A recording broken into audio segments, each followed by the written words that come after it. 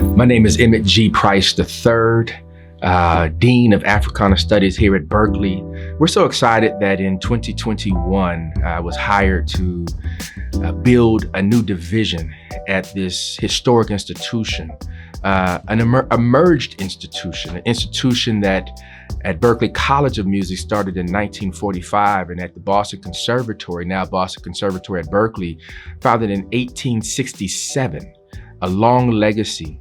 And in 2021, the senior administration made the decision to elevate Africana Studies from a cohort of courses within the liberal arts department as part of the professional education division to be its own division. Now, Africana Studies comes around in 1968 as a part of the movement post the assassination of Dr. Martin Luther King Jr. In Memphis. Students all over the nation, many historically, predominantly white institutions, decided to protest, suggesting that there was not enough of their presence within the curriculum, within the administration, within the faculty. At Kent State, at San Francisco State, Stanford and University of California, Berkeley, eventually Harvard University, and many other institutions, these students, most of them Black, not all of them, decided to put their bodies on the line. In the same way that during the Black Lives Matter movement, our young people decided to put their bodies on the line to seek out what justice and equity, justice and equality looks like for them and their realized and embodied existence. So in 2021, the senior leadership here at Berklee decided to build a new division. And what a gift it is, and a tremendous privilege for me to be here as the inaugural dean. I'm Dr. Mike Mason. I am the inaugural chair for Africana Studies here at Berklee. And I believe that the mission of Africana Studies actually is twofold. So one, it is based upon the mission of the college, where we teach the music of the African Diaspora, the influence of that music that has helped to create American popular music. So that's one part of the program.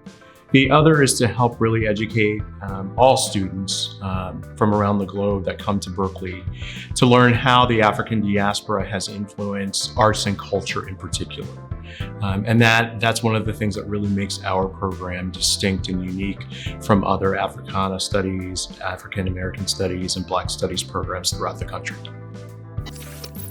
My name is Mateo Bonner, and I am the Assistant Director of the Africana Studies Center here at Berklee College of Music and at the Boston Conservatory. And my philosophy on student engagement is really opening the door with the students to show their authenticity as they matriculate through their college career, letting them know that they are seen and they are heard. Africana Studies at Berklee did not start with me. It did not start in 2021 with the birthing of this new division. It literally goes back to the 1950s. Berklee, on the college side, the College of Music was founded in 1945. Lawrence Burke was fascinated by jazz and African American expression and began to teach that fascination to others, primarily white men. By the time we get to 1951, our institution touts that Quincy Jones came to study here, which is a wonderful, wonderful attribute to where the institution had risen in terms of its prestige. In 1954, phenomenal pianist Dean Earle graduates from Berklee College of Music and is invited onto the faculty. Later, Alan Dawson, who was hired in 1957 and stays until 1975, a phenomenal drummer, is added to the faculty. And then Andy McGee, 1966, is invited to the faculty. James Williams, 1973. These are the legends who began to influence their students by not only showing them performance practice, but teaching them about where the music comes from. They began to inspire this really deep and poignant introspective quest that students had to learn about Black culture, Black American culture, and by extension, Afro-Caribbean and African culture in order to understand the music. Following these great luminaries came Larry Watson, Ron McD, Bill Pierce, a host of just wonderful, amazing musicians. Terry Lynn Carrington, Gabby Goodman, Donna McElroy, just phenomenal human beings who spread the love through the gift and the art of music and taught their students not just to be fascinated with the music, but to love it, to be passionate about it. In 2005, Berklee College of Music hired Dr. Larry Simpson to be the senior vice president and provost of the institution. And that began a new journey at this institution in so many different ways.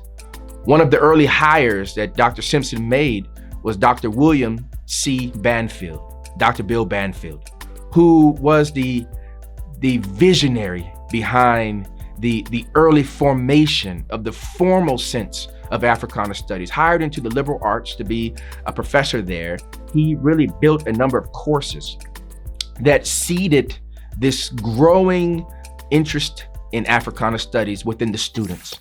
What is your vision for Africana Studies at Berklee? Where's it at right now? Where's it going?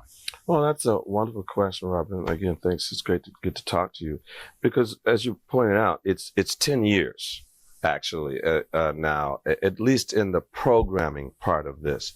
And we were able to address some of your question in the 10-year concert. We started out with Cornel West, who I invited here, has been a dear big brother for a while, and Sweet Honey in the Rock, to kind of introduce what we kind of thought or had envisioned. He's actually talking about the power of culture, the power of Black music, and its impact. And we called, of course, that concert Black Music Matters. He and I were starting a book project we were thinking about, and he had Race Matters, and so I thought that was really cool. Now, 10 years later, we have, movements called Matters again. But the idea was to talk about a vision at that point, which would be a definition of defining what Africana Studies could be. Then this past year, we did 10 years, and we opened up the concert with the film of Cornel West, actually talking about Black Music Matters and Africana Studies here. And it was 10 years later in 2017. And we had guests on that concert that reflected what we thought we could do. We have Patrice Rushen, who's been now, an honorary doctorate here, and someone who has been in the industry many years, is the head of popular music culture at USC, a dear friend many years, but had been here doing things. And she had been with me in many of the other iterations of appointments. So Stokely Williams, who is a big R&B, and he's in mint condition and a great singer. And then Morris Hayes, who's been a dear friend, who was Prince's musical director for like 10 years or plus, 20 years, I think. And, Prince had recently died months before that. So we thought it would be great within that time to have him here and to look at music over the years that have shaped our culture, that are impacting our students today. And even more importantly, their message was that in order to be a great musician in this industry, you have to understand history and culture. You have to study your craft and all these things that we know that define great musicianship. We have these wonderful cultural icons, as it were, to talk about what that means. And before they played, they not only just did the concert, which was great, which was all this music, but they talked about the impact and the meaning of contemporary music practice, which was great. So one of the ways that we are building our program is through our Bachelor of Arts or BA program in Black music and culture. So it is a first at Berklee. And our goal with that program, again, is to help students understand the influence of the African diaspora on arts and culture, but also on other aspects of society as well. So I am the chief architect of that degree program. Right now it is still being built and put together.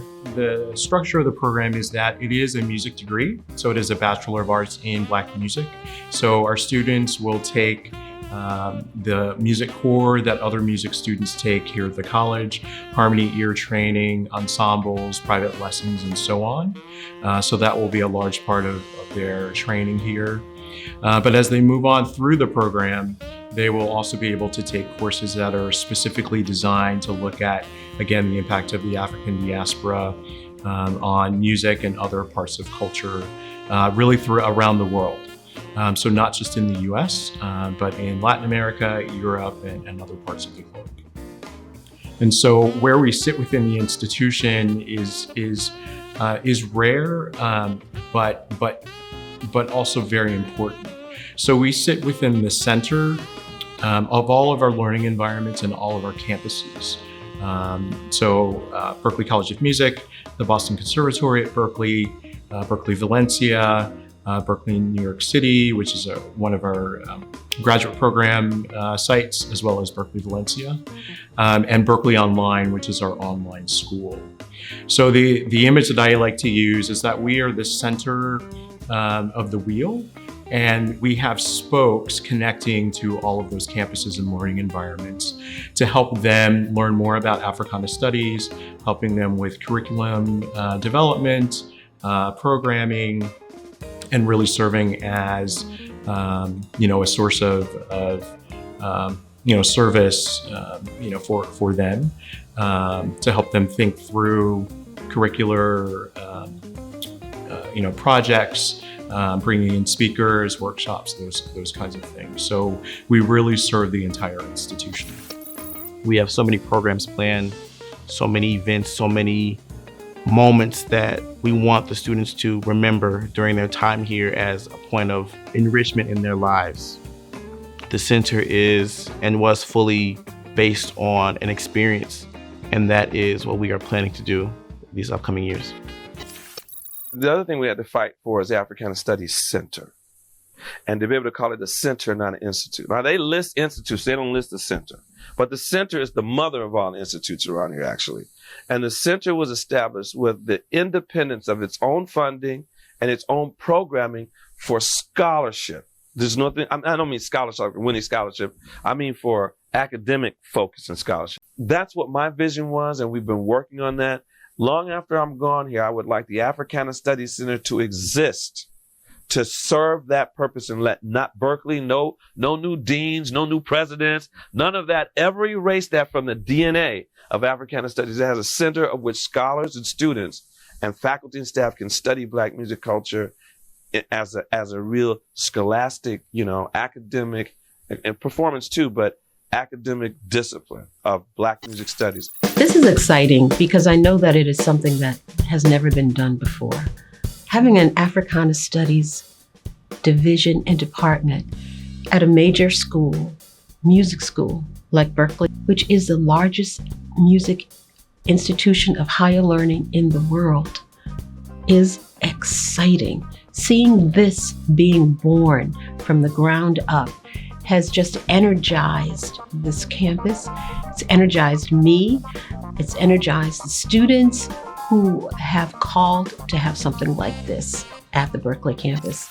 The desire to help students understand where the music came from and to contextualize that understanding with primary sources is really what incubated Africana Studies here.